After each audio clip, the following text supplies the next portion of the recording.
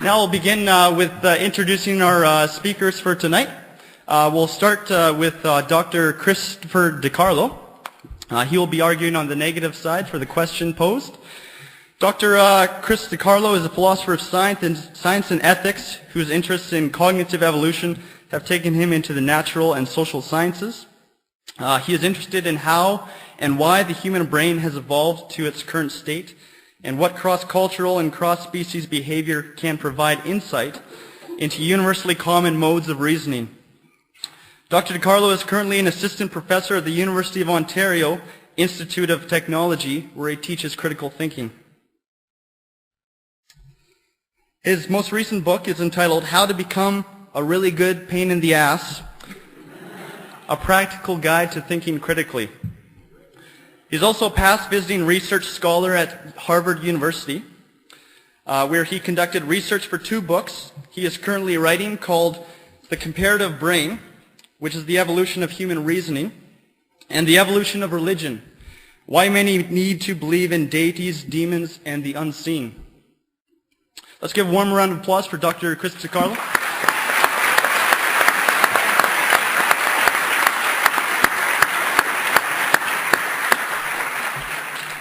And arguing to my left, arguing on the affirmative side for the question posed tonight, is Dr. William Lane Craig.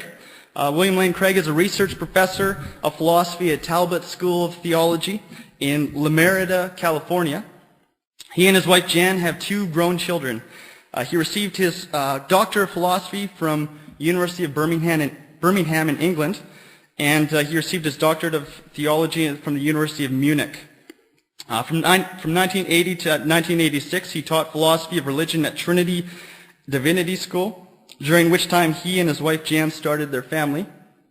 In 1987, they moved to Brussels, Belgium, where Dr. Craig pursued research at the University of Leuven until assuming his position at Talbot Seminary in 1994. He has authored or edited over 30 books, including The Kalam Cosmological Argument, Assessing the New Testament Evidence for the Historicity of the Resurrection of Jesus, Divine Foreknowledge and Human Freedom, Theism, Atheism, and Big Bang Cosmology, and God, Time, and Eternity, as well as over 100 articles in professional journals of philosophy and theology, including the Journal of Philosophy, New Testament Studies, Journal for the Study of New Testament, American Philosophical Quarterly, Philosophical Studies, and the British Journal for Philosophy of Science. His website is www.reasonablefaith.org, where he features articles which he offers there. Please give a warm round of applause for Dr. William Lane Craig.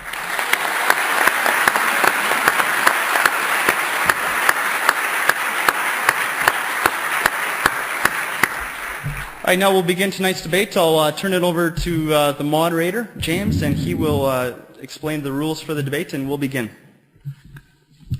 Good evening, ladies and gentlemen. So the structure tonight is, first of all, Dr. Craig will speak, presenting his opening arguments for 18 minutes, and then he will be followed by Dr. DiCarlo. We are then going to have 2 rounds of rebuttal, the first being 10 minutes and the second 7. Then, starting with Dr. Craig, we're going to have closing remarks, which will be 7 minutes long. After the debates, we're going to have a Q&A session for half an hour, in which we'll have an interesting and engaging discussion on the topic tonight. I hope you all enjoy it. And with that, I ask Dr. Craig to start this off.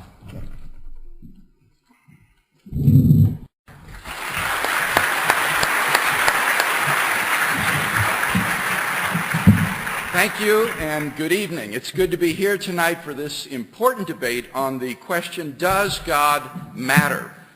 Now notice that we're not here tonight to debate the question, does God exist?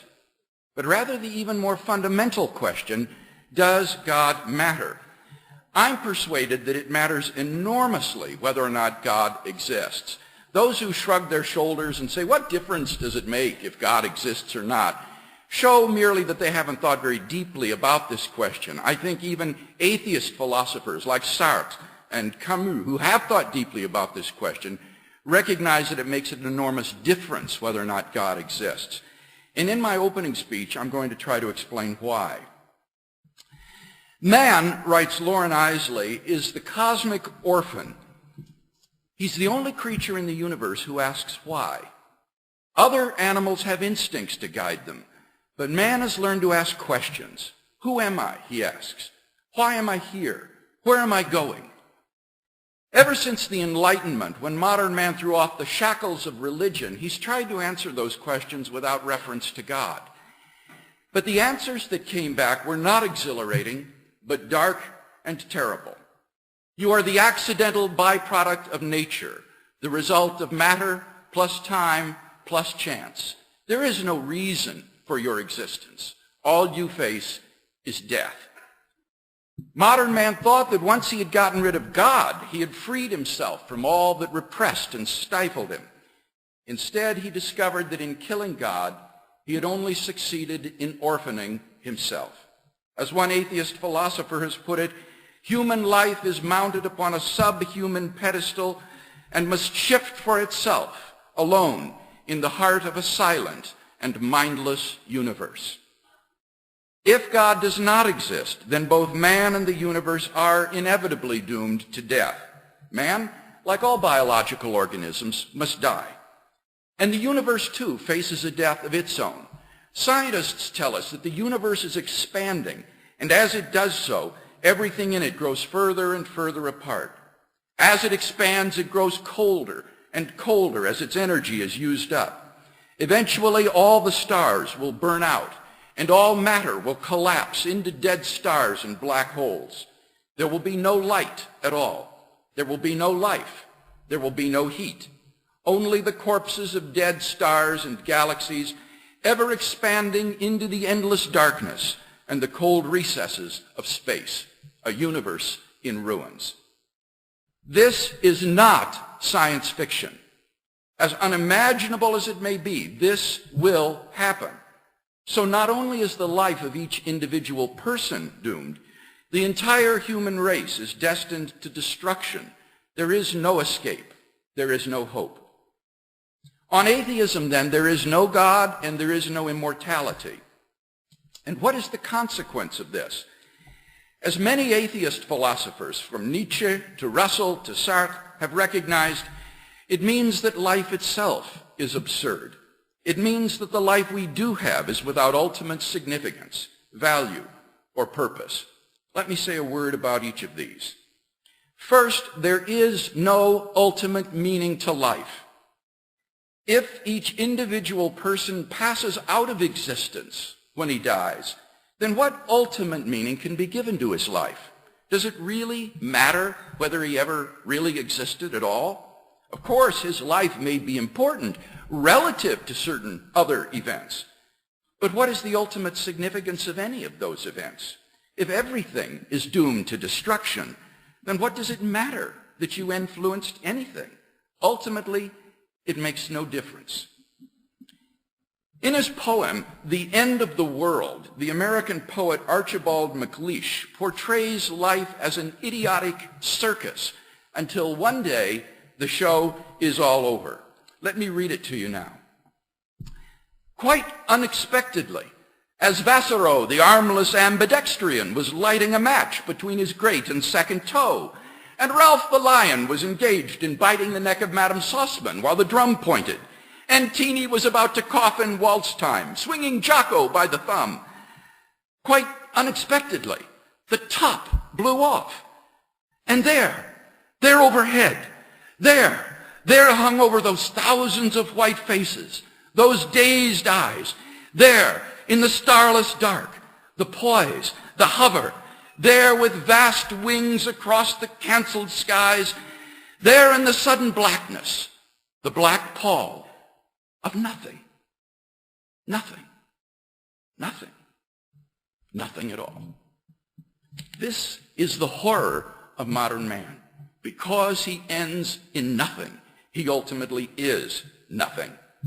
The contributions of the scientist to the advance of human knowledge, the researches of the doctor to alleviate human pain and suffering, the efforts of the diplomat to secure peace in the world, the sacrifices of good people everywhere to better the lot of the human race, in the end, all these come to nothing.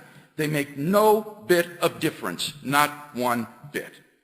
Thus, on atheism, life itself becomes ultimately meaningless. Man and the universe are without ultimate significance.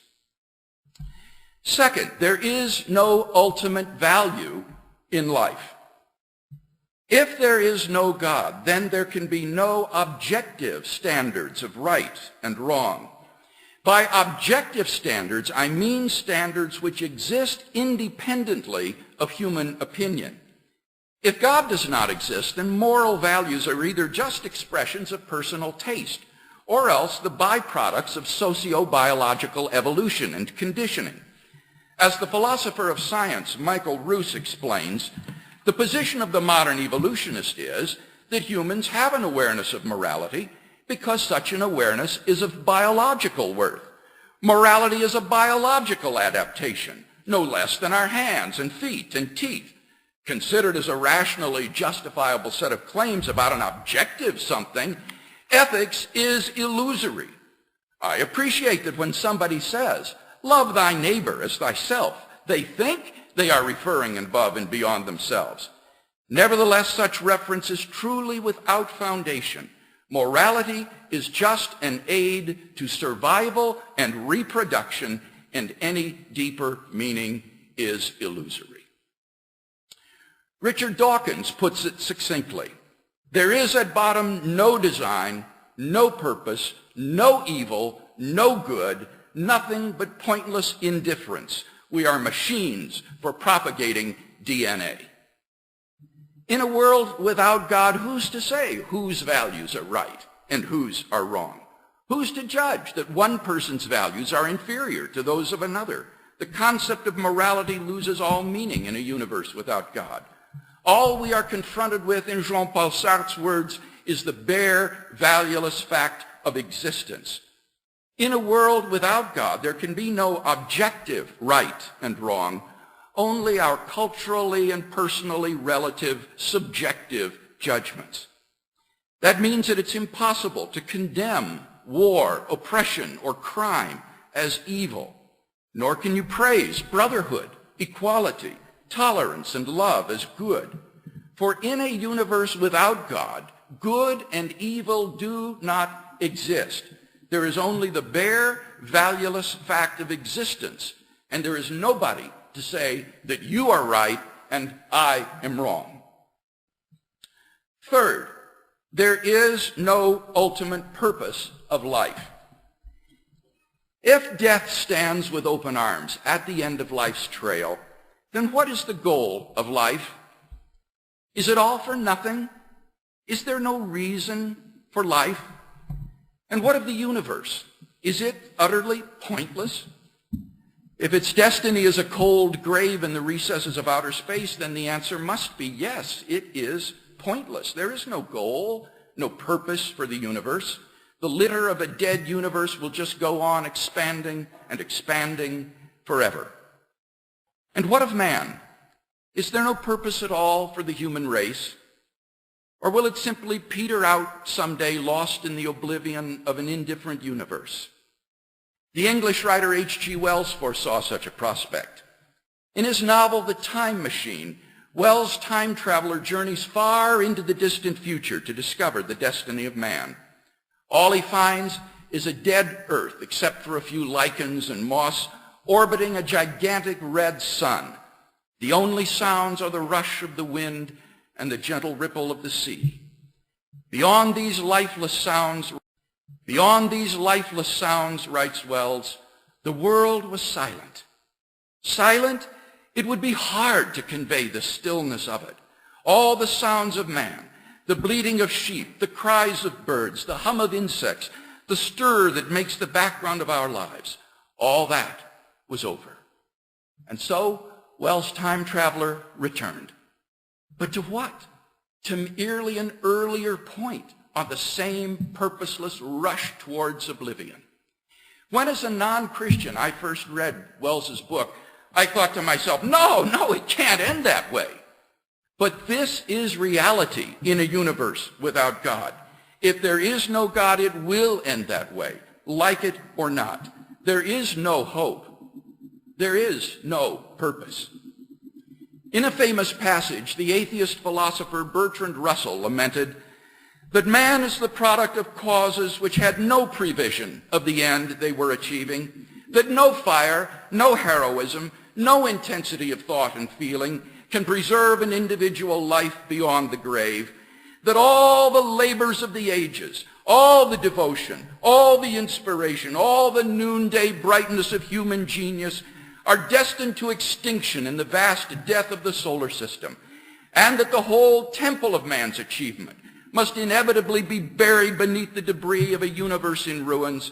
All these things, if not quite beyond dispute, are yet so nearly certain that no philosophy which rejects them can hope to stand.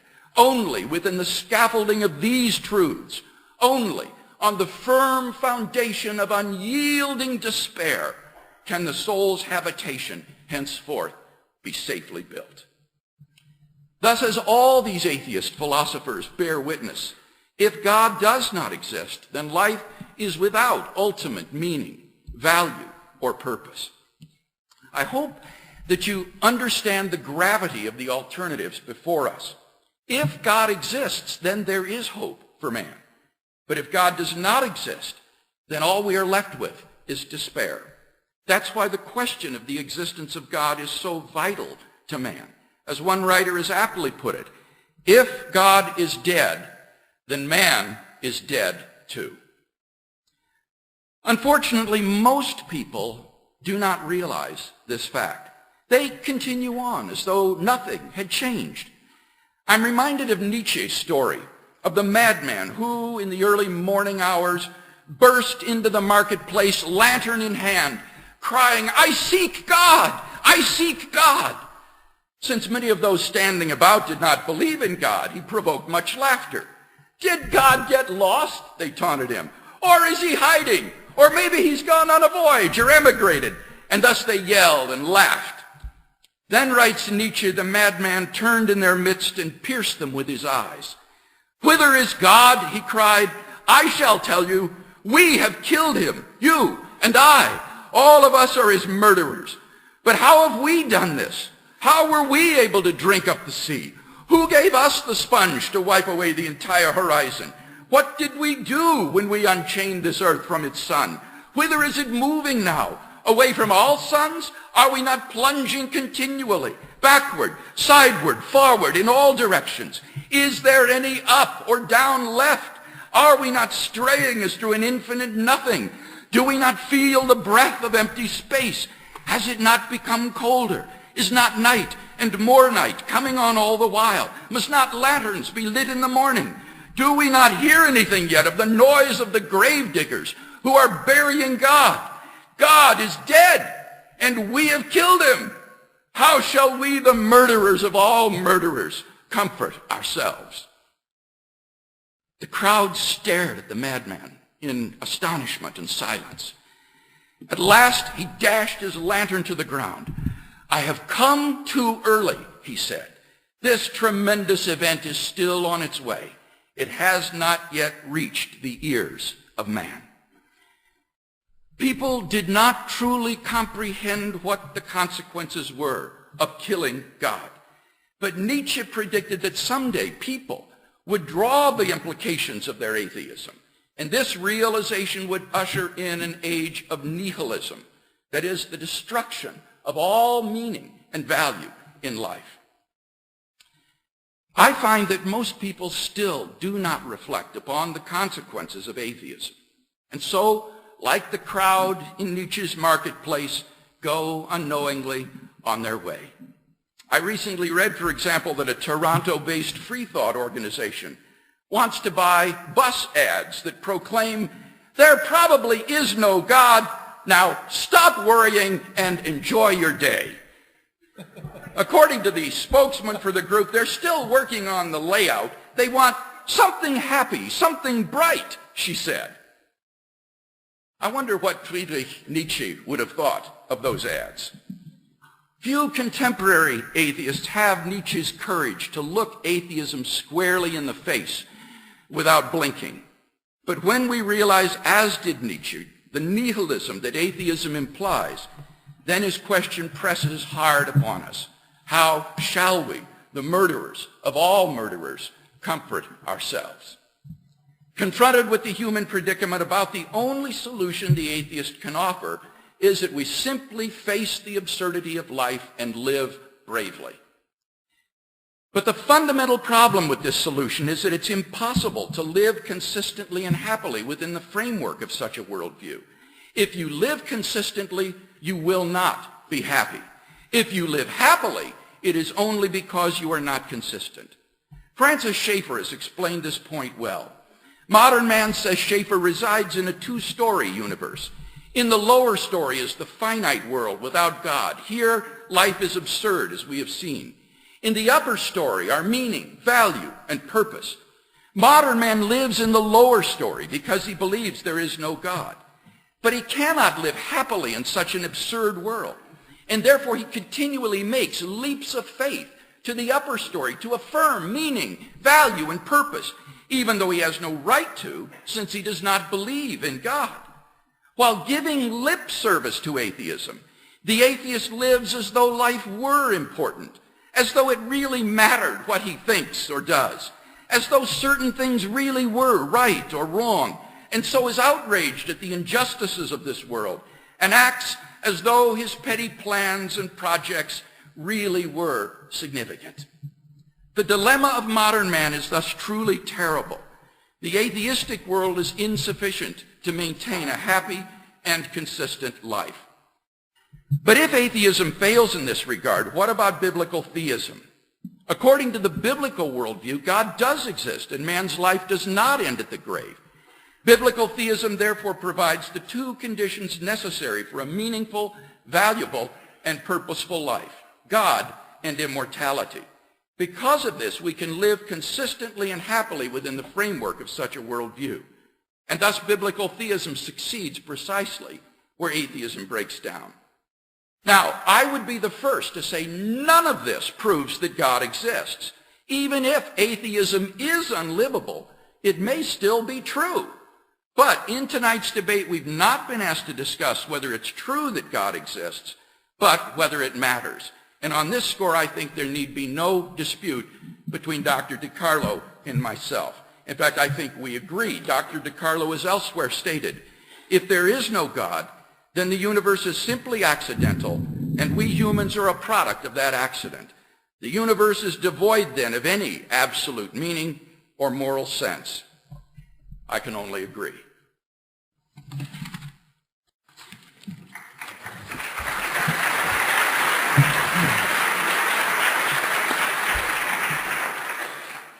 Thank you very much. Good evening. I wish to thank the organizers for inviting me here tonight to discuss the issue of whether or not God matters. I must state right off the top that, my purpose is not really to intentionally offend any person's religious sensitivities of anyone here this evening. I do know how personal and comforting religious beliefs can be to some of you. I'm a former Roman Catholic myself, and much of my immediate family still is. I wish, to make it clear that I've made it part of my life's work to study why people do in fact develop and practice religious beliefs. So again, it's not my intention to cause mental anguish or distress to any theist, Christian or otherwise. But having said that, I've been given the task of arguing against the idea that God matters. This I intend to do quite convincingly. In addressing the topic of whether or not God matters, I think we must be fair, if I can get this thing to work here. There we go. That I agreed with Dr. Craig, of course. The idea of God clearly matters historically and anthropologically, right? The study of faith-based systems of mythology and religion are fascinating and occupy, a good amount of my academic research. That's what I was doing in the U.S. at Harvard. In this regard, the concept of God matters quite a bit. However, I think we must clarify our focus here and ask basically, to which God are we referring? By now, it's probably quite evident here that we're not discussing whether, Zeus and Apollo and Artemis and Poseidon and all the others. That's not what we're discussing. These were quite important, I'm sure, to Greeks thousands of years ago, but they've fallen quite out of favor now. Same is true for Odin and Thor and, all the others in Norse tradition, Mercury and Bacchus, Neptune, and so on and so forth. So I'd like to be clear that these are not really essentially the gods that apparently matter here. So let us be clear that tonight we're probably referring to a very specific God, though it hasn't been mentioned very clearly, but I'm pretty sure that we're talking about the God of Christianity. And that's fine. This narrows our focus much more sharply, but creates a whole new set of problems. For it raises questions about, well, whose interpretation of this particular God should we accept, and why? Dr. Craig is quite convinced that his understanding of God matters, and I'm sure he is convinced of that himself and tries to convince others. It matters a great deal to himself, but it really doesn't matter to me in the least. How is that possible? Right? How is this possible?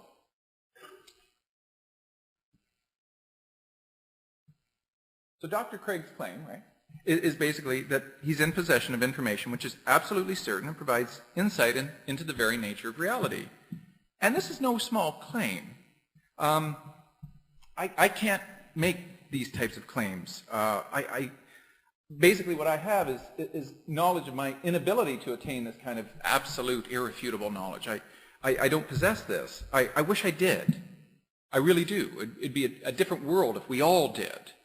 But I don't, and I admit that freely in front of you tonight. Essentially,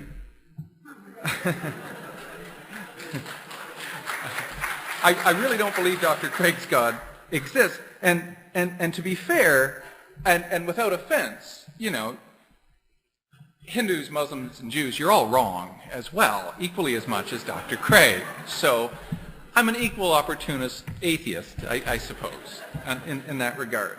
Okay? So I refuse to waste my time and energy devoted to a set of beliefs that may ultimately turn out to be false. For I have no real indication, I have no real evidence, I have no real reasons, although I'm sure Dr. Craig and I could talk for hours on, say, the ontological argument, or we could talk about the teleological argument, cosmological argument, for the existence or non-existence of God. And these are fascinating in and of themselves. And I wish we could come up with a logical way for proving the existence of God. And I thought Anselm did a remarkable job for his time in trying to come up with a logical way in which man can understand that God in fact exists. So basically there's two ways to find out about God as far as I see. Dr. Craig may know of others, and that is God speaks to us through revelation, prophecy, and that sort of thing, or we figure it out. We go up to God. I've never been privy of either, but I would not discount it. So I'm a skeptic, but I'm a proper skeptic. I'm a Pyrrhonian, which means I will leave the future open to the possibility to consider that I may be convinced tonight or any other night that the God of which Dr. Craig or anybody else to which they speak actually does exist. So please don't think I'm basically a nearsighted dogmatist with my head up a particular orifice, that I can't accept the possibility that this may somehow be apparent to me, that I've been wrong for all these many years. So I hold that open, as I would imagine Dr. Craig would, about the possibility that he could be wrong. But I'm not sure. We'll have to see. Now, essentially, in terms of having no effect over me or my family or my community or my world, I'm much more concerned with trying to better our lives through rational and pragmatic means. Rather than hope for an imaginary being to take care of things for me, I'll pick up the slack and I'll try to get things to be a little bit better in this world. Not that belief in a religion can't influence people to be nice or to be good, but I don't need the promise of a hereafter to try to make things better. I think making things better is a reward in and of itself. I don't need absolutes to recognize proximal truths. Truths that can be pragmatic and reasonable, like compassion for our fellow man, the central doctrine of Christianity, which is love. I think many great ideas come from world religions, without a doubt.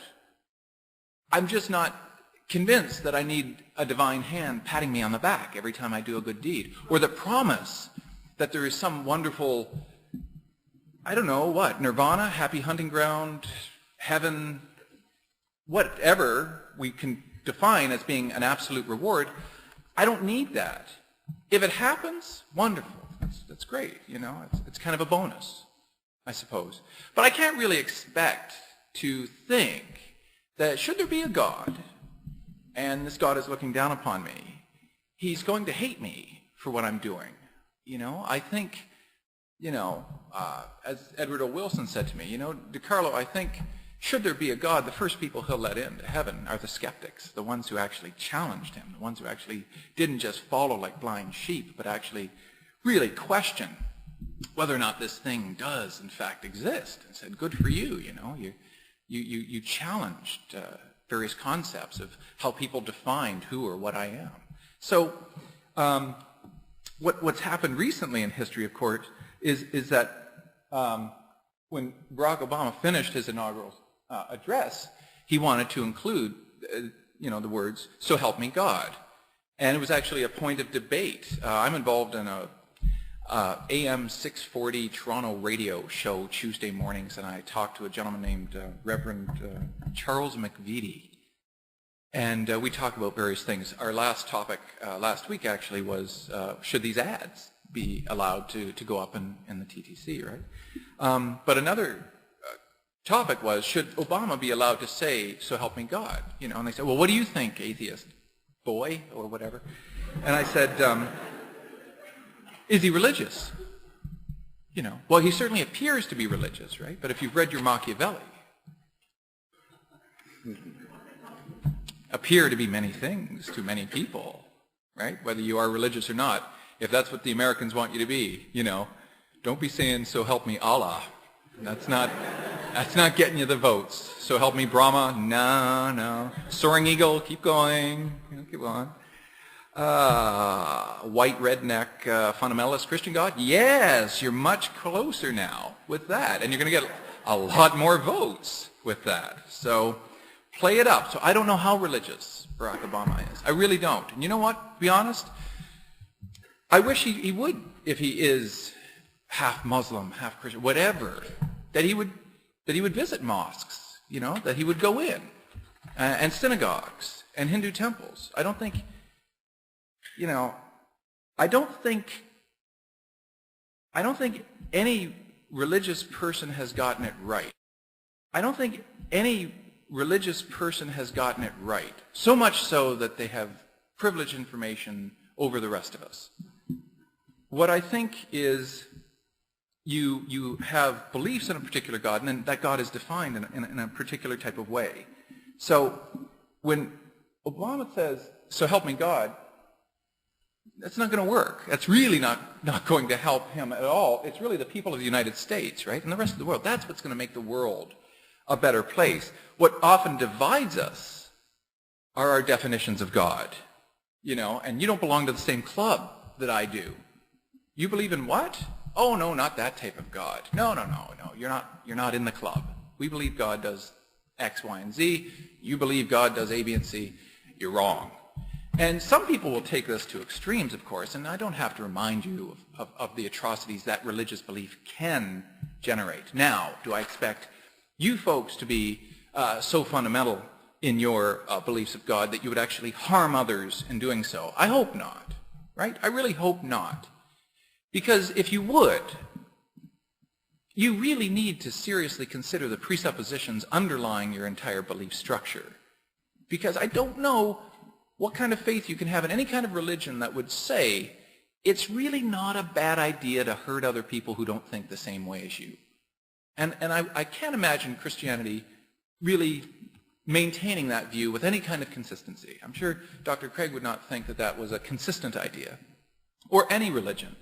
And yet we've just had 8 years of our neighbors to the south, of which Dr. Craig is a citizen, of a man who ruled the free world and had one of the most skewed concepts of Christianity I have ever witnessed in my life. I just don't recall in any of the Gospels where it was ever said, "And if so inclined, invade foreign lands for their natural resources and kill lots of people while you're doing it." I don't ever remember Jesus saying that. I must have missed school that day. But it just, Mr. Bush is not a good Christian. He's not a very good Christian at all. Now, Dr. Craig's understanding of God, basically defined as a particular interpretation of a Christian God, really does not matter because it doesn't exist. I think that's the point that we have to get clear about tonight. So I find it epistemically irresponsible to believe in the existence of his or any definition of God, and any of the valuable ideas from biblical scriptures or any supposed holy text can be realized through really humanly conceived and developed ideas, morals, and values. In other words, we do not need gods to justify or give weight to values, as Dr. Craig maintains, without absolute. We really have a world without meaning and whatnot. No, maybe at the absolute level, of course, I would agree with you. Maybe there is no absolute value system to which we can base all of our actions upon. Maybe it doesn't exist. Maybe there's no ultimate right and wrong about certain types of actions. And I can understand why that would scare some people. Because some people will feel, well, all is permitted then. If God doesn't exist, then all is permitted. We can do whatever we want. You know, I don't know what some people's concepts of atheists are. You know, do I just have like 24-hour-long, orgies and I juggle kittens on fire and, I don't know what your conception of a God, of a godless person is. We'll make it clear. It'll come up in later slides, but I might as well tell you now. I'm an agtheist, which is a term I invented which is sufficiently ugly enough that nobody else has come up with. And it's a hybrid of agnosticism and atheism. Okay? I'm an atheist to all world religions. I don't believe any of you have it right. And I defy you to demonstrate that to me without contradiction or inconsistency. But I'm an agnostic when it comes to whether or not the universe was intended to be. To that, none of us can answer. We all must be agnostic. I live my life as though I will bracket that idea of whether or not it was intended to be. And if it's intended, then something has had the power to generate it to come into existence. I live my life as though it wasn't intended, or it doesn't matter either way.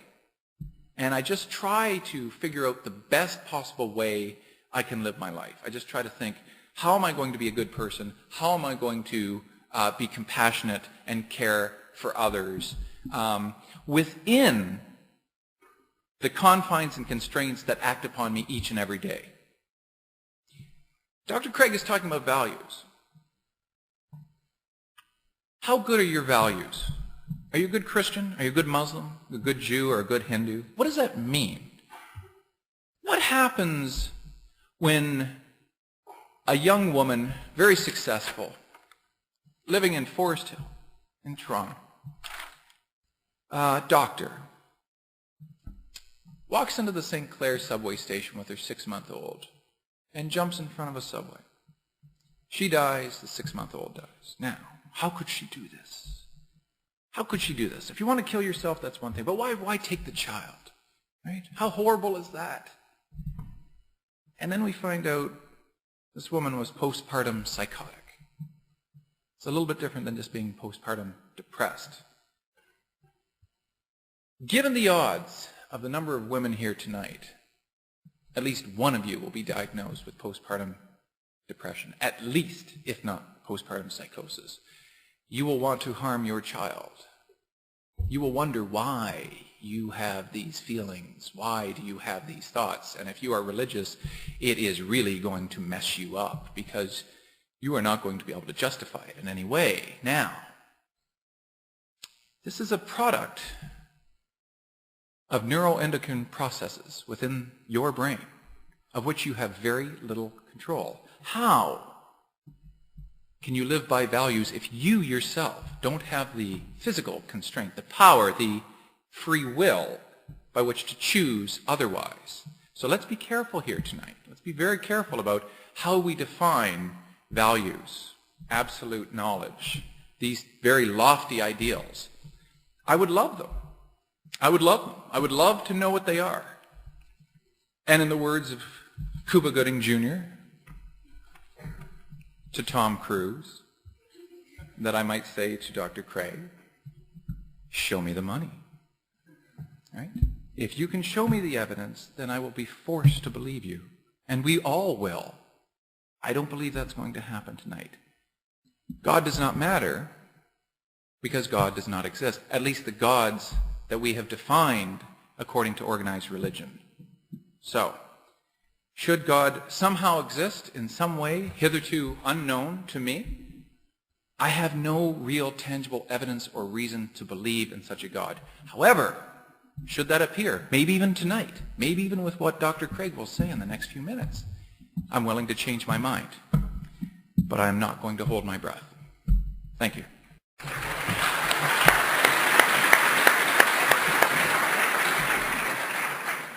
You'll recall that in my opening speech I argued that if God does not exist, then there is no ultimate meaning, no ultimate value, and no ultimate purpose in life. And in fact, Dr. DiCarlo actually agrees with me on this. He says, of course, the idea of God matters, but he says, God himself doesn't matter because he doesn't exist. But the basic point is that it matters whether or not God exists. Whether or not you're a theist or an atheist makes a huge difference in terms of meaning, value, and purpose in life. And Dr. DiCarlo hasn't given us any argument to show that God does not exist. He says, show me the evidence, and then perhaps I'll believe. Well, we're not here tonight to debate the evidence for the existence of God, but I'd like to invite him to come to my debate tomorrow night at the University of Toronto with Dr. James Brown on the question, does God exist? And I'll be laying out 5 arguments for God's existence, as well as answering any objections that Dr. Brown would care to raise. But tonight we're asking whether or not it matters if God exists. And I don't think Dr. DiCarlo has denied my first point that if God does not exist, there is ultimately no meaning in life or the universe. Secondly, I argued if there's no God, there is no ultimate value in life. His response was to say, but compassion can be a proximate value, even if, as he admits, there is no ultimate value in life. Proximate value, that's just philosopher speak for relativism. It just means that for me it may be valuable to be compassionate, but for somebody else they needn't feel that way at all. It's purely relative. Let me expand on the modern evolutionary view of ethics from Steven Pinker at Harvard University. He writes, the scientific outlook has taught us that some parts of our subjective experience are products of our biological makeup and have no objective counterpart in the world. The tastiness of fruit, the scariness of heights, the prettiness of flowers are common features of our nervous system. And if our species had evolved in a different ecosystem, or we were missing a few genes, our reactions could go the other way. Now, he says, if the distinction between right and wrong is also a product of brain wiring, why should we believe it is any more real? And if it is just a collective hallucination, how could we argue that evils like genocide and slavery are wrong for everyone rather than just distasteful to us? And in fact, there is no way to argue that. On the atheistic view, there is no ultimate right or wrong. Everything becomes relative. J.P. Moreland, my colleague at Talbot, has written the following.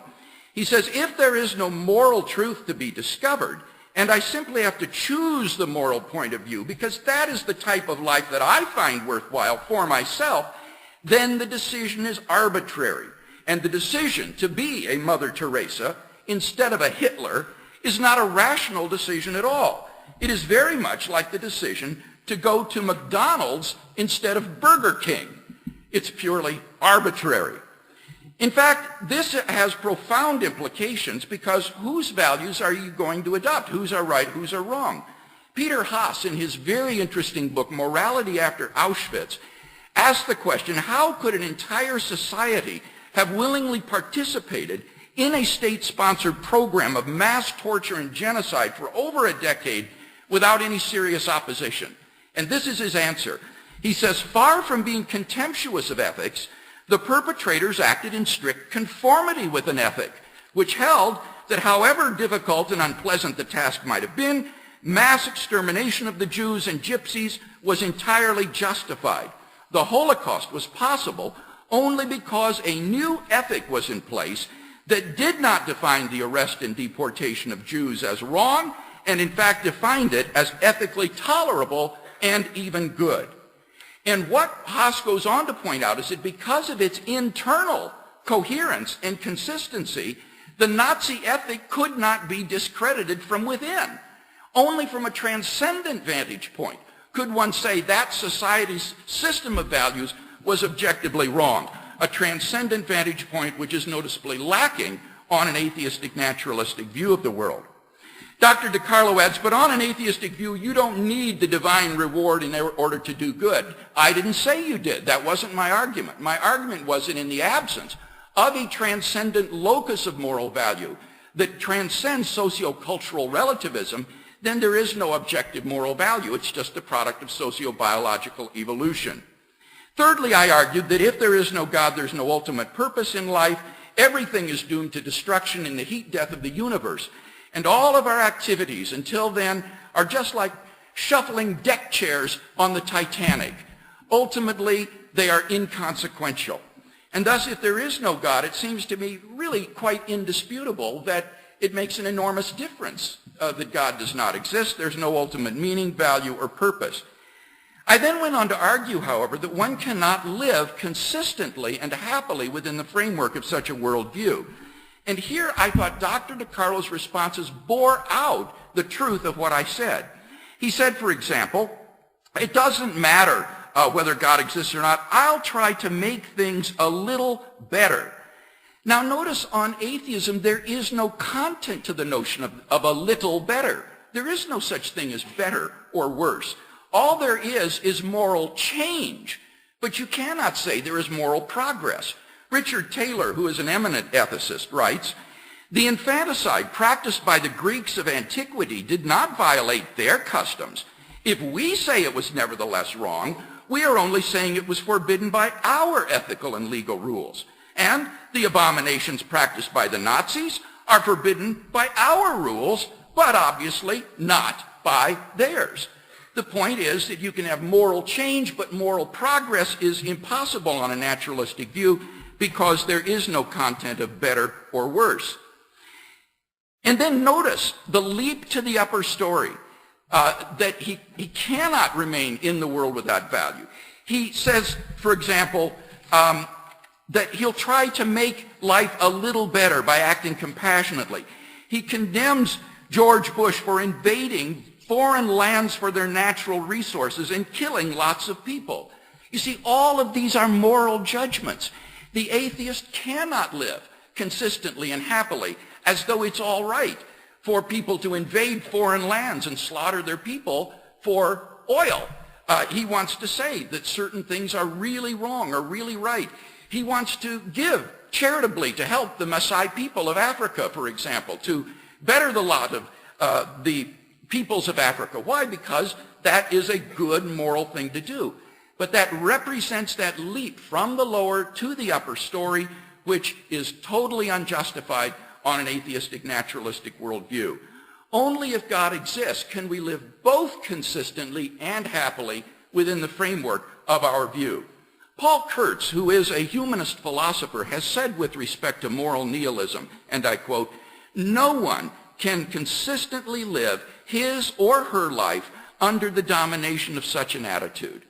I would qualify Kurtz's remark. I would say, yes, you can perhaps live consistently, but if you do, you will be profoundly unhappy and depressed. Since that is difficult to do, it is more likely that you will make a leap to the upper story and you will choose to affirm meaning, value, and purpose in life, even though you have no right to, because on naturalism these things do not exist. Finally, let me just comment that I am not claiming absolute certainty with some sort of a private insight to reality. When I argue for God's existence, I do so on the basis of philosophical and scientific arguments that are open to inspection and are probabilistically based. Dr. DiCarlo says, I wish we could come up with a logical proof of God. Well, why does he wish that? Because it matters. It matters tremendously if God exists. And that's the burden of all that I'm trying to prove tonight. I'm not trying to prove that God exists tonight. That will be my burden tomorrow night at the University of Toronto, and I would invite you to join us for that debate if you can.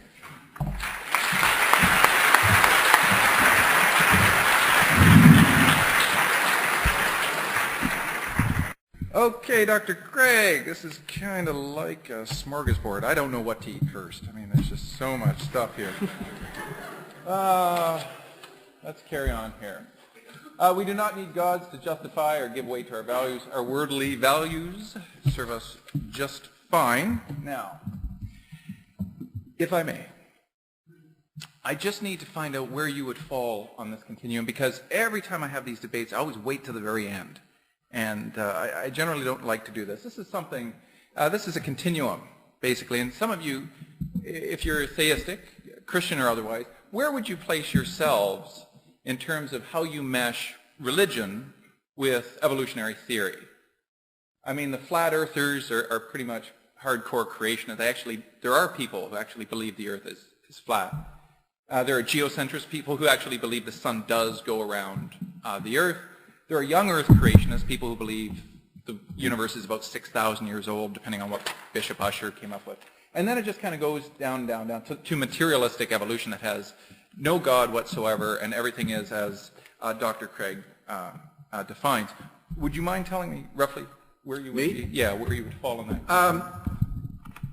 I have a somewhat agnostic view of this, somewhere between progressive creationism and theistic evolution. Okay. Any of those would be acceptable in my understanding of the evidence, but I have no hard and fast position. No, but that's fine. As long as I know you're not a young earth creationist, that just because the Bible says this, you take it literally and it can't possibly be wrong. That's good. So that's very helpful. So I mentioned that I'm an agtheist, right? All religions commit errors in human reasoning. Dr. Craig's is just simply one more. It's just another religion. It makes human errors.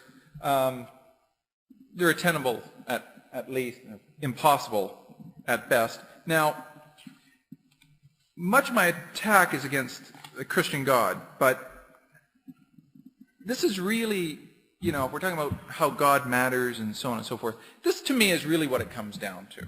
Okay? This is called what I call a disjunct of plausibility. A disjunct is either or. In logic, it means either or. So here we have the logical notation, either the universe was intended or the universe was not intended. It really just comes down to that. I don't think there's a third possibility or a 10th. I really do think this is a disjunct of plausibility.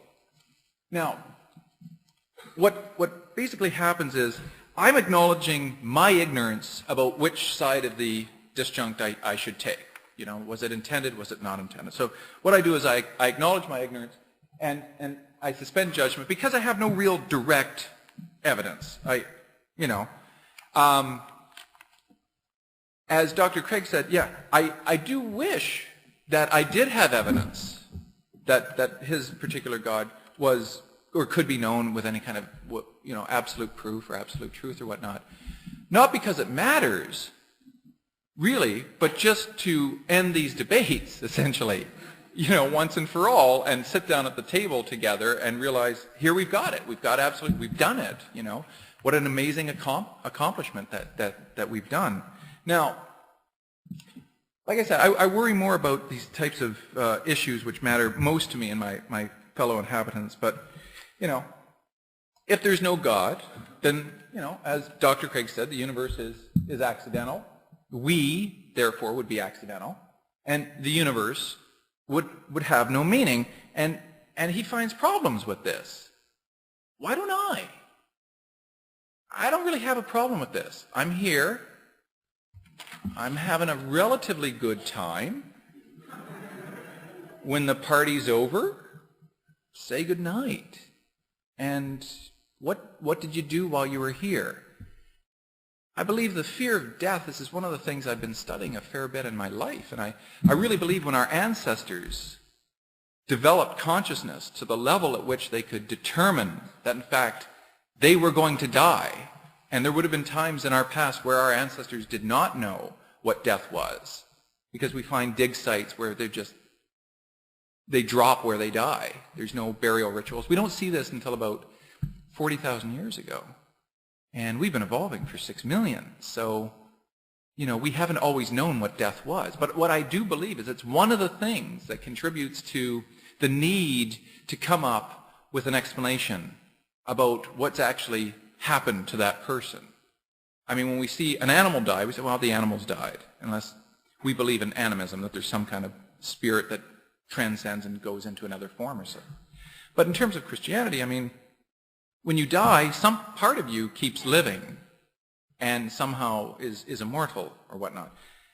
I really do believe the fear of death was largely responsible for the development of mythology. Certainly, the afterlife. Nobody wants the party to end, do we? Do you really want to go home early? No, the party's just getting going. You don't want to die. This is what I refer to as caveman angst. Which is the idea that one of our ancestors realized, oh, crap, that's going to be me someday. And through what's called reasoning by analogy, they internalized it and thought, no, he's not gone. Yeah, he smells bad and he's discolored and he's not getting up, but he's still around. And we'll all be around, right? And it became a communitarian thing. It became this kind of, that's right, we figured out we're going to die. That's a bad thing. We got to do something about it. Okay, the party keeps going. The afterlife. How so? Well, and look at how many definitions of the afterlife there are. Which one's right? How do you determine that? Show me your reality measuring stick, Dr. Craig, and I will believe you. But I don't see one on your desk, and I don't think one exists. If it did, it'd make life a lot different, wouldn't it? But I have not yet found one. That's really what we're lacking here, isn't it? Is something to measure reality. But we don't even have that. The skeptics were very good at showing that. They were extremely good at it. You want an example? Here's an example. Let's imagine there's 20 different types of metal bars underneath some of your chairs. And we turn off all the lights and it's pitch black in here. Some of those bars are made of lead, and some are made of steel, and some are made of iron, silver, bronze, and brass. But only one of them is made of gold. And I say, reach under your chair. If you got one of these things, pick it up, feel it. And they're all the same density, all the same weight. Their smell has been masked, their taste has been masked. And they all feel exactly the same. I say, pass them around. Go ahead. And in 5 minutes I say, okay, stop. Who's got the gold one? Well, with the lights off, we can't tell. And this is the same for absolute truth. Right? We may be in possession of absolute truth in some regard. You want to know how? Here's a quick example. Some of you believe in life after death. Some of you believe there is no life after death. Someone's right. Someone's wrong. We don't have a measuring stick even for that. So let's say, for the sake of argument, that there is no afterlife, and you believe that. Then you are in possession of absolute truth. You have the gold bar in your hands, but the lights are still off because we don't have a reality measuring stick. Right? I wish I did, because it matters epistemically. Right? I could care less whether there's a God or not. I do care about knowledge, and I care enough to know when I don't know, and I can't make certain types of claims. And I think it's that kind of humility that's often lacking in those who claim to have absolute truth. And we have to be very careful about what we say is real or absolute and what is not. Now, it's frightening to some people to think that I'll never know the absolute truth, that I could die and I'll never exist again. What would that even be like, this caveman angst? What would it be like not to exist forever and for all time? I'll help you out here. Remember what it was like 10 years before you were born? Like that. Thank you.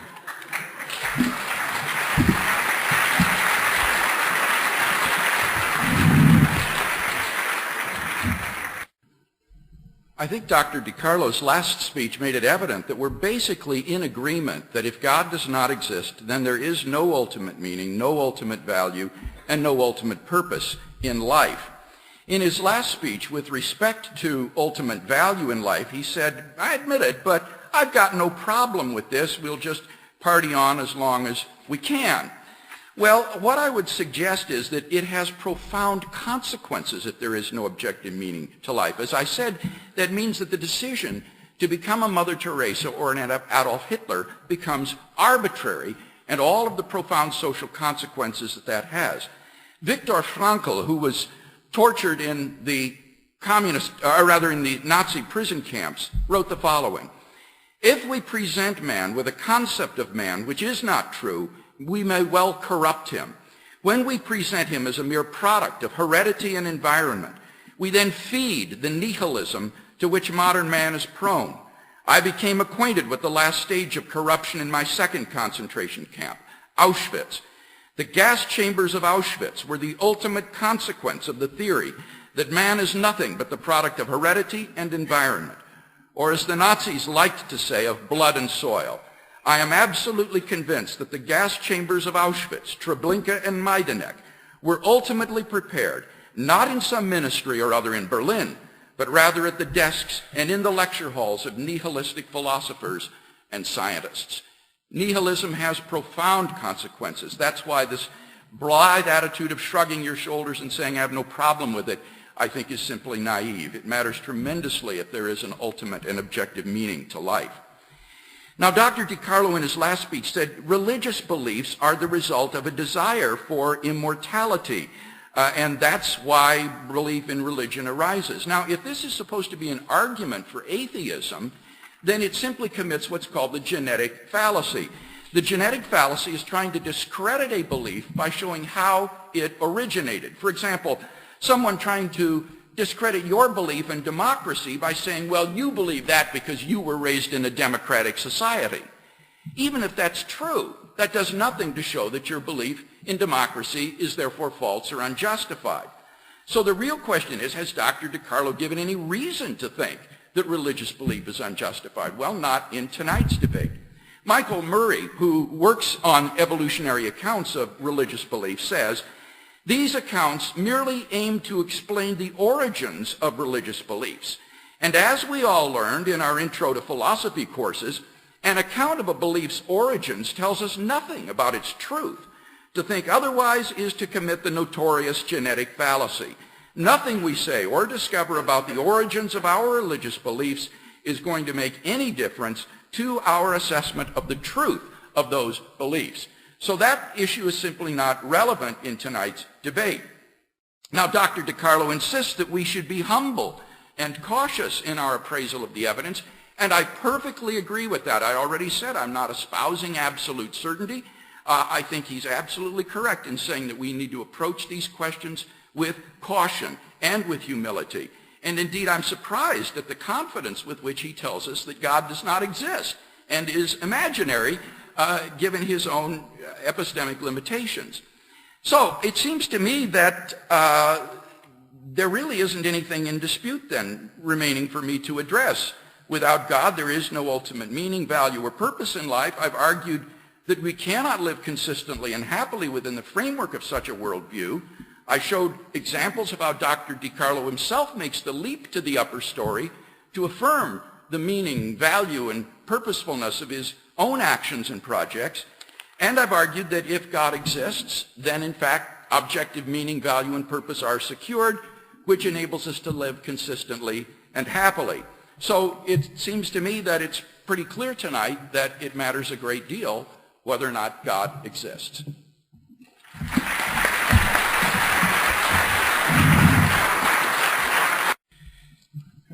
Okay. Yeah, I can't come to your debate tomorrow night. I'm involved in another one, actually, Right. So I'd like to. But I'd like to come to yours, too. Well, we'll film them and we'll swap, right? Okay. So let me continue on here. Without God, there's no meaning and purpose.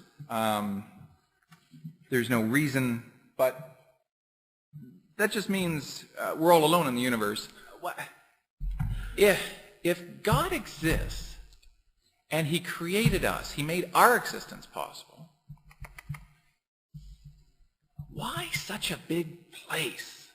I mean, do you have any idea how big the universe is?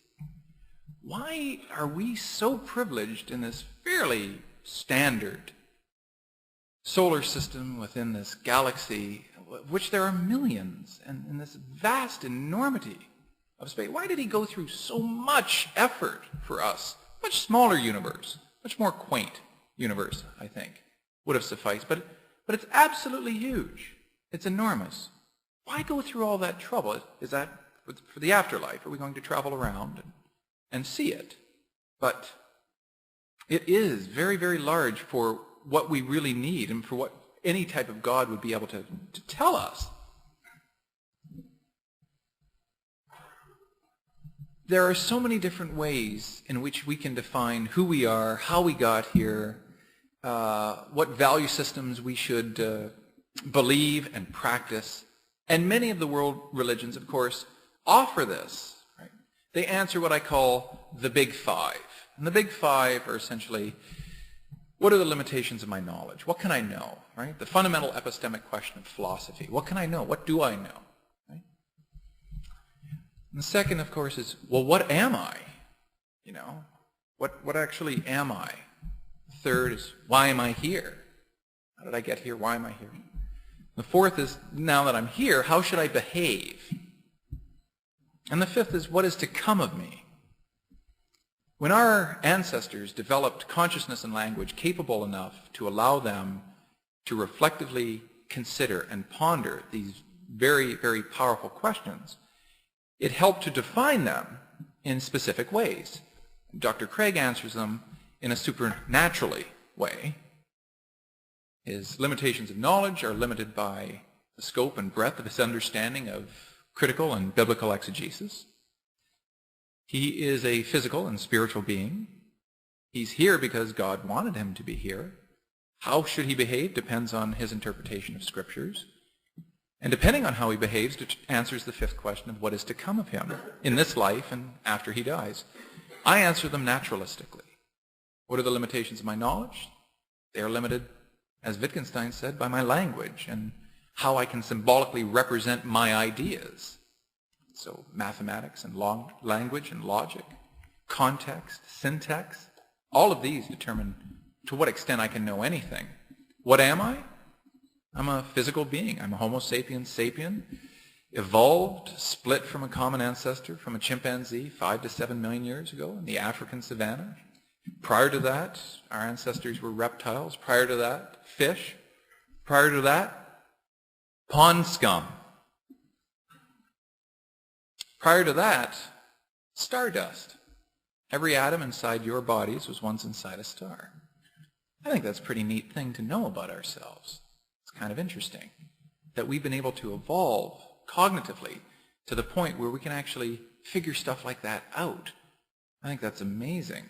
But we didn't do it through any particular book, which was the supposed revealed truth of a particular God. Our ancestors rolled up their sleeves and figured this out. Nothing told them to do that. It was their reason which allowed them to figure this out. And I think that's an amazing testament to humankind and to our abilities. And I'm not being prideful or boastful. I'm not practicing hubris. I'm just saying it's incredible that we are here tonight and that we have been able to figure that out about ourselves, that every atom inside your body was once inside a star. You're very old, believe it or not. The stuff that makes you will never go out of existence. Even after the heat death of the universe, there will still be stuff. There just won't be a lot of heat. That's all. My question to Dr. Craig, of course, is, so what? Why do you need purpose so much? Why do you need meaning? What are you scared of? Right? It takes a lot of guts to look into that abyss and say, yeah, so what? So what if we're all alone? Well, we'll make up the rules then. We'll get together and we'll figure out what's right and wrong. And don't ever, ever think for a second that science or Darwinism or evolution ever led to Auschwitz or Nazism or any of these godless horrors. It didn't. Idiotic humans did that. People who really didn't know what was going on in the world. And they were hateful and they were hurtful. And I think we could all agree that we don't tend to like people like that in our world. And that we can make up rules that will guide us and determine how it is we wish to behave towards one another. And I think that's important in and of itself. These are known as proximal values. Values we can get together. We don't need a basis in any kind of, absolute truth of a particular type of God. We don't need that. We really don't. Not all world religions can be right, but they can all be wrong. And we need to remember this, that there are times at which people are going to put forward religious views about the existence of a God and why it matters so much in their lives and why it should matter in your life as well. But I've received no evidence here tonight of why I should change my particular views. It still doesn't really matter to me one way or the other, whether a particular God exists or not. Now, I'm just going to end here. I'm going to give you a little bit of an experiment, okay? I want you to think about something just for a second. This is to all the theists out there, okay? Just imagine for a second that your God doesn't exist. What does it change? Nothing. You're still here. You still love your family. You still love art and poetry and literature and music. You still care about the way in which politics is run. It doesn't change a thing. Okay? So it doesn't matter. Thank you.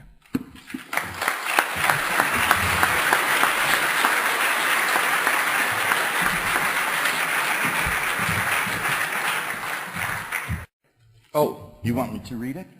Okay. Do you think that without God, there can be a basic set of values that all human beings should have in common, such as we need to maximize human happiness? The joker in this sentence or in this question is the word should. And that expresses a moral oughtness.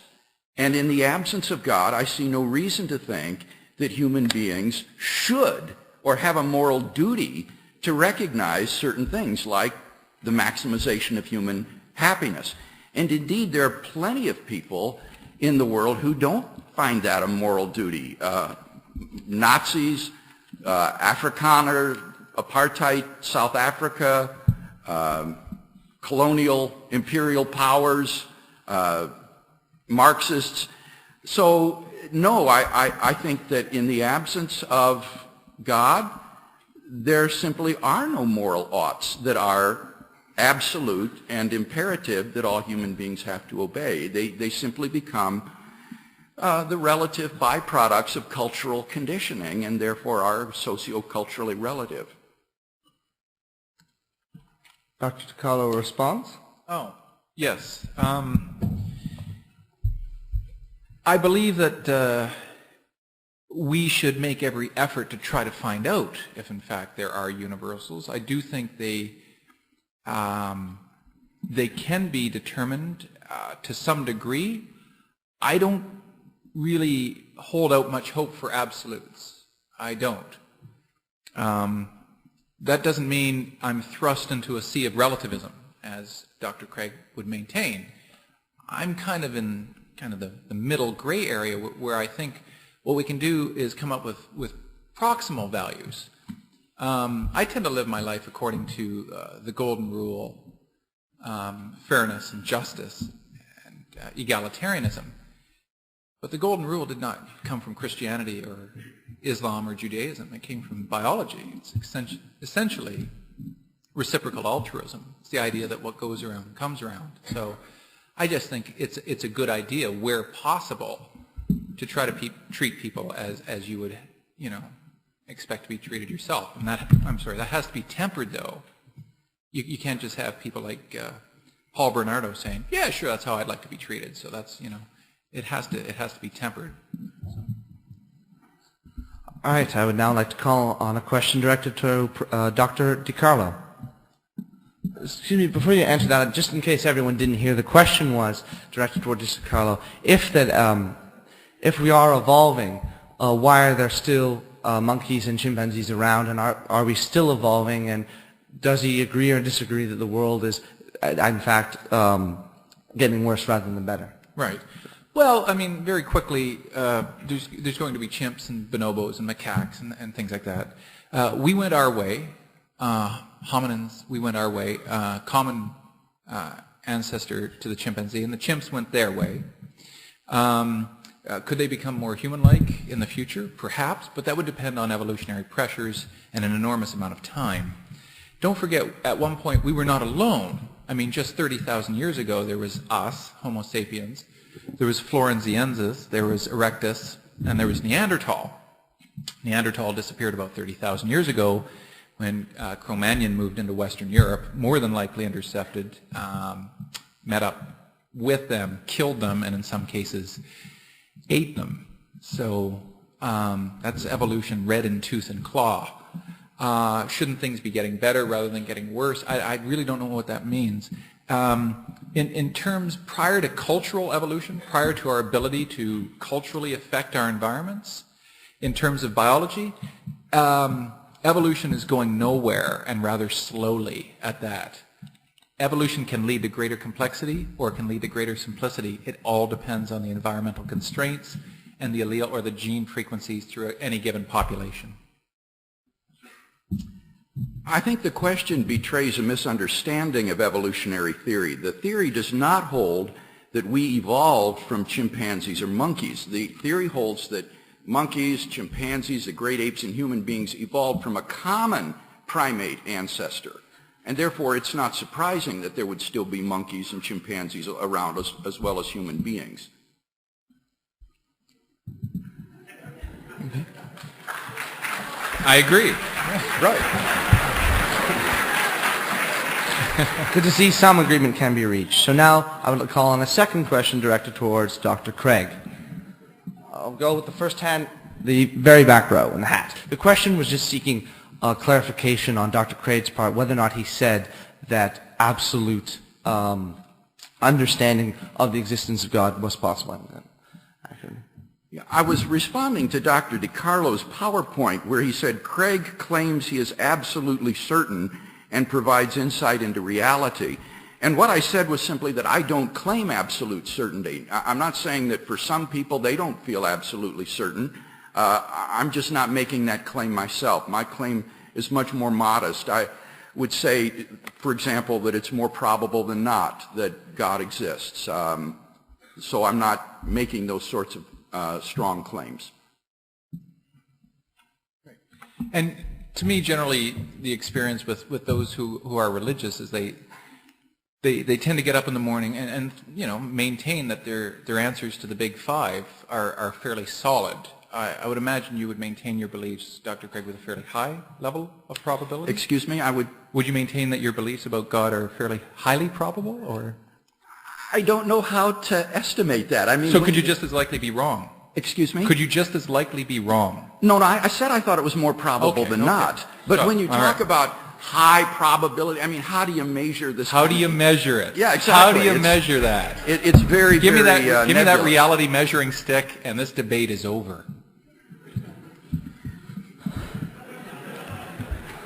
All right, with that, I'll lead off to a question directed towards Dr. DiCarlo.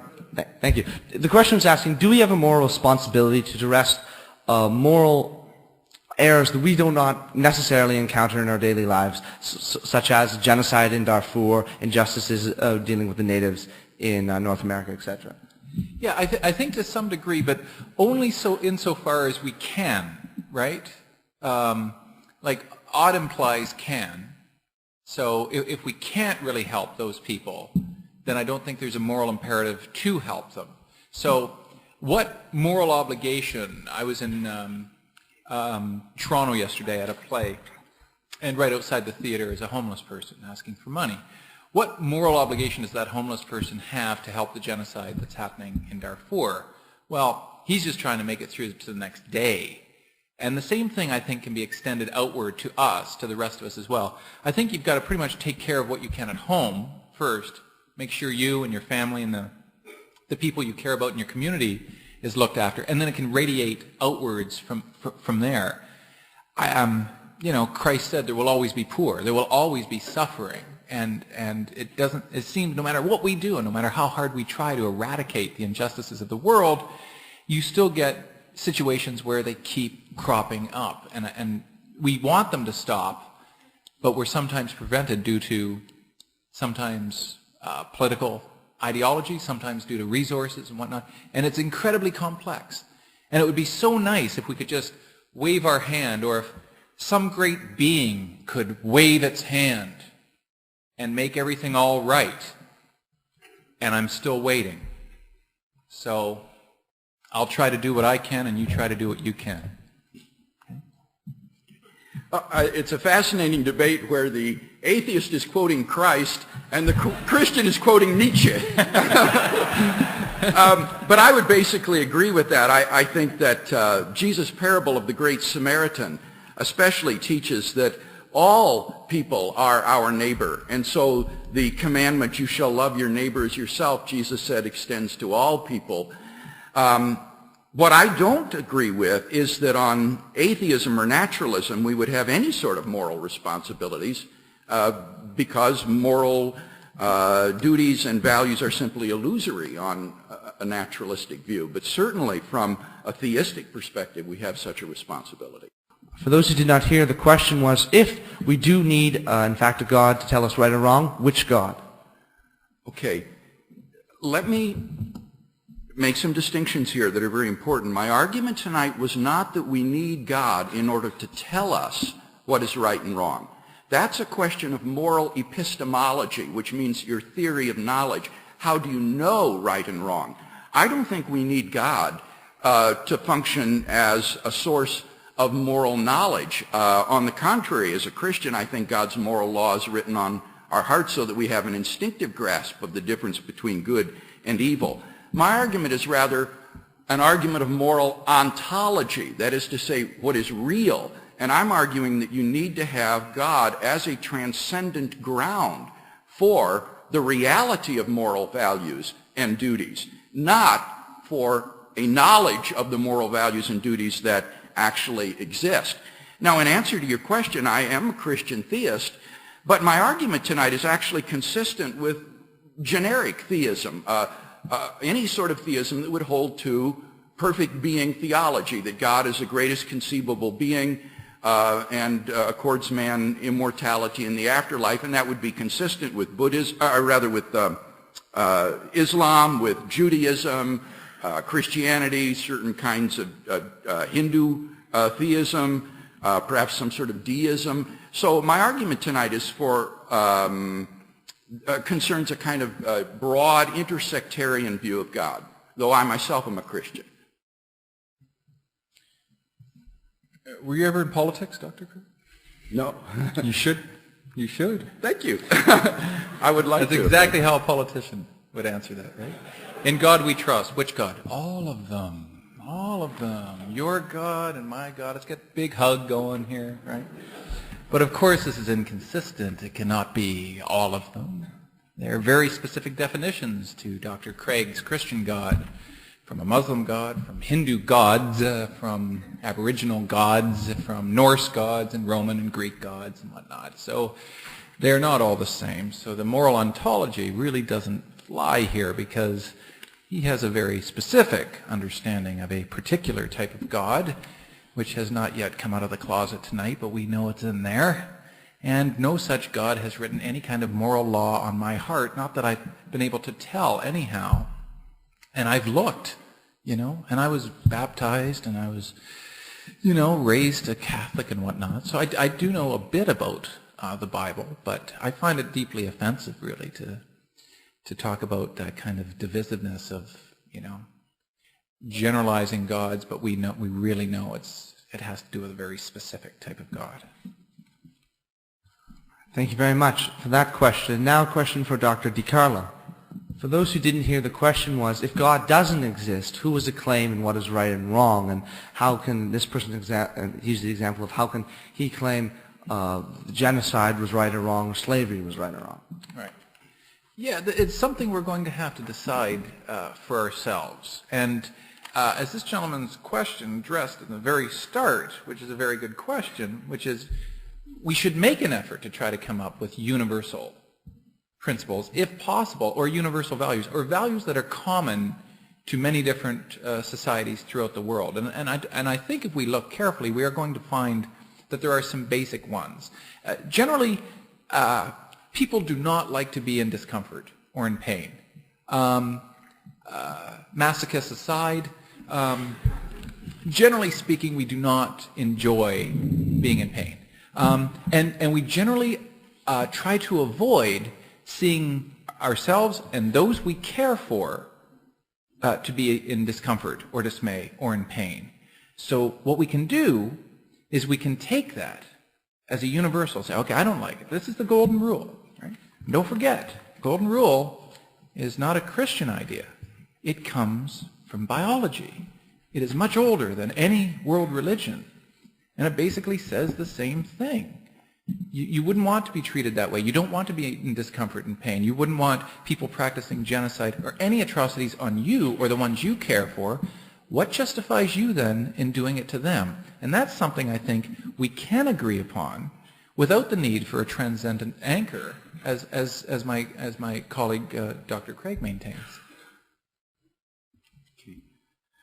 When Dr. DiCarlo says we should try to look for universals, that word should already expresses a moral imperative. He's already leapt to the upper story in thinking that we have some sort of moral duty to seek for universals. The minute you hear someone use the word should or ought, your antennae should immediately go up, because then they're making some sort of a moral claim. And it seems to me that though we might be able to find common moral decencies among all cultures, in fact, these are still not objective right and wrong. As Paul Kurtz, the humanist philosopher, points out, he says, these just lay down moral imperatives necessary for group cohesion and survival. Individuals who abide by them are commended and praised. Those who flout them are condemned and blamed as immoral or evil. It's just a means of fostering group cohesion and cooperation. But there isn't any objectivity to these sorts of values. You see the same sort of altruism exhibited in a troop of baboons. Mm-hmm. Yeah, exactly. Right. You're right. Well, I hope you've enjoyed this evening as much as I have. I thank Dr. DiCarlo for his interaction. I think that this has been an important evening. I've argued tonight that there is no ultimate meaning, no ultimate value, no ultimate purpose in life if God does not exist, but that man cannot live consistently and happily within the framework of such a worldview. And I think that that has been amply established this evening. So what I want to do is shift gears here in my closing statement and share something on a more personal level. I myself, unlike Dr. DiCarlo, was not raised in a religious home or even a church-going family.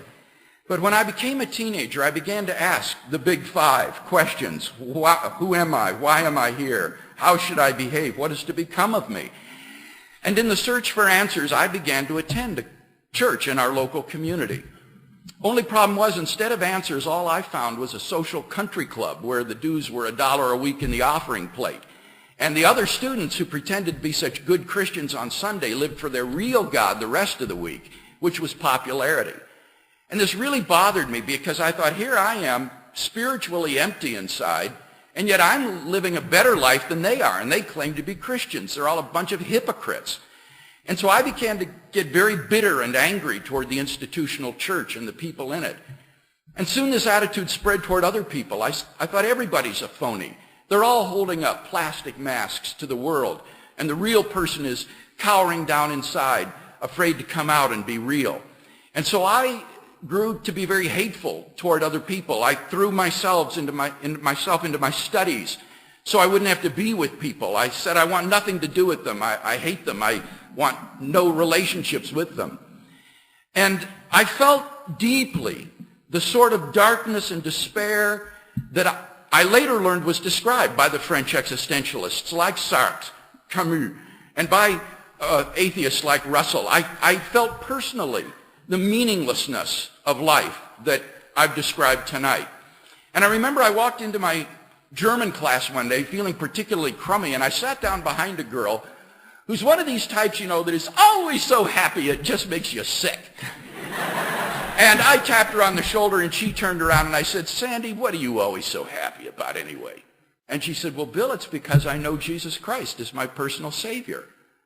And I said, well, I go to church. And she said, that's not enough, Bill. You've got to have him really living in your heart. And I said, well, what would he want to do a thing like that for? And she said, because he loves you, Bill. And that just hit me like a ton of bricks. I'd never heard that before.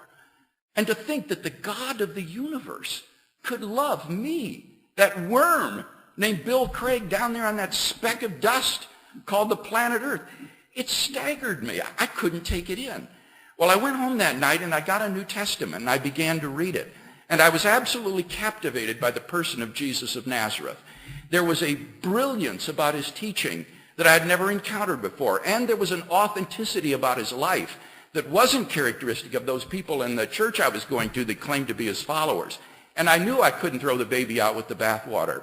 Well, that began for me a 6-month search during which I read books. I talked to people. I sought God in prayer. And to make a long story short, at the end of that 6 months, I finally just cried out to God one night and yielded my life to him.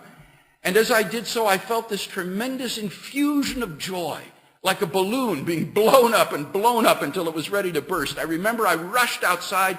It was a warm Midwestern summer evening, and you could see the Milky Way from horizon to horizon. And I looked up at the stars, and I thought, God, I've come to know God. And that moment changed my whole life. You see, I had thought enough about this message during those 6 months to realize that if I ever became a Christian, that this was the greatest news ever announced, that there is a God who loves you and wants you to be his personal friend. So if you haven't found God in that sort of personal and intimate way tonight, I'd encourage you to do what I did. Pick up a New Testament, begin to read it, and ask yourself, could this really be the truth? Could there really be a God who loved me and sent his son into the world to die for me so that I might know him and have a relationship with him that he created me to have? I believe that if you do, it can change your life in the same way that it changed mine.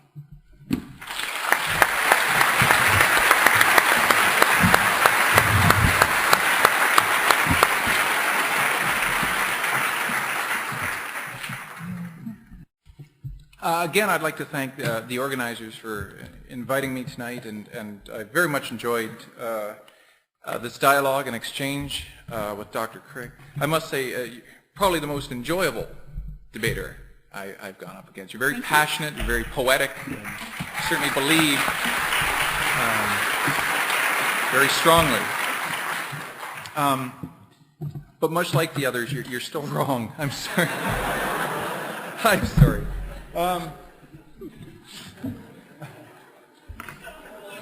Now,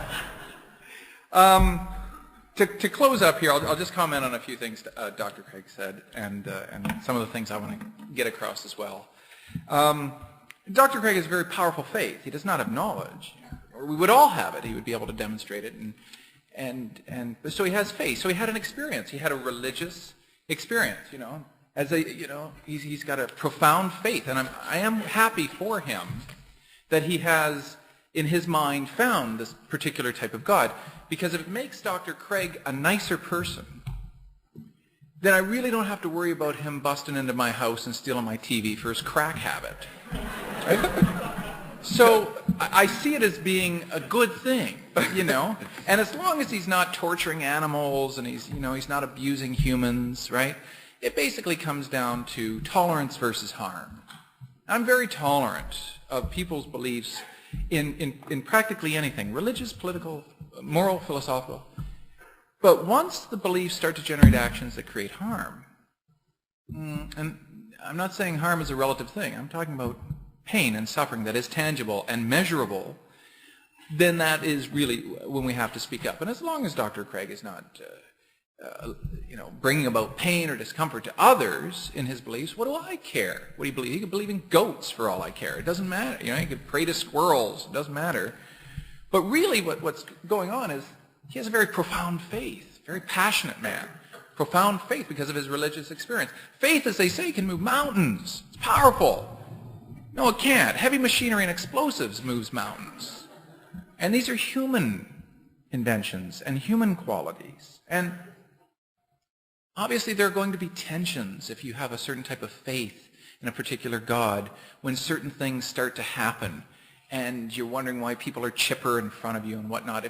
If she turned around to me and said that, I'd say, well, why can't I experience that? And Dr. Craig might say, well, you're just not you're not looking for the signs right. You're not looking for God, or you're not looking for Jesus, so he's not going to speak to you or whatnot, right? I think Dr. Craig multiplies entities a little bit beyond necessity. I think he violates Occam's razor here because he attributes an awful lot of qualities to his particular God of the universe. He strings what are called a lot of conjuncts together, and they look like this. The plausible disjunct, either the universe was intended or it was not intended. Dr. Craig believes that the universe was indeed intended, and he calls that intender God. And then the God is defined in many different ways, right? God has certain qualities and characteristics. He's omniscient, omnipresent, omnibenevolent, all-powerful, all-loving, and so on and so forth. He gave us his only Son who died on the cross for our sins, and so on and so on and so on and so on. So many, many, many different strings of conjuncts that define his particular brand of God. And that's fine. Again, as long as his actions don't generate harm, what do a guy like me, what do I care? We sit down at a table together, we'll have dinner together, we'll enjoy our company together, we'll go to a movie. I'll live my life as an atheist, he'll live his life as a Christian, but we will share common values. We will share values that we will both act on, acts of compassion and care and charity and love. And I think we can get along very well, provided we have this kind of tolerance without generating any harm. So what happens now is Dr. Craig has told us about this amazing experience that he's had, where Jesus Christ enters his heart. I've heard this many, many different times. Some of you will attest to pretty much a very similar type of experience. Okay?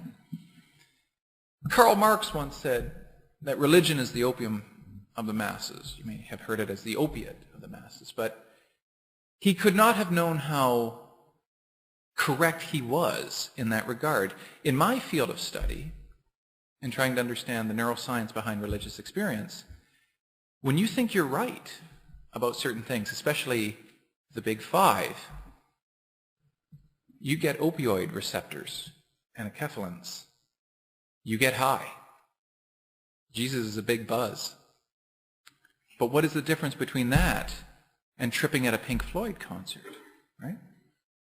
I mean, they're very, very powerful and very, very similar. So I'll leave you with the thought that consider the possibility that if Jesus has somehow personally spoken to you, or God in any way has personally spoken to you, how do you know it's not just the fireworks going off in your head? Thank you.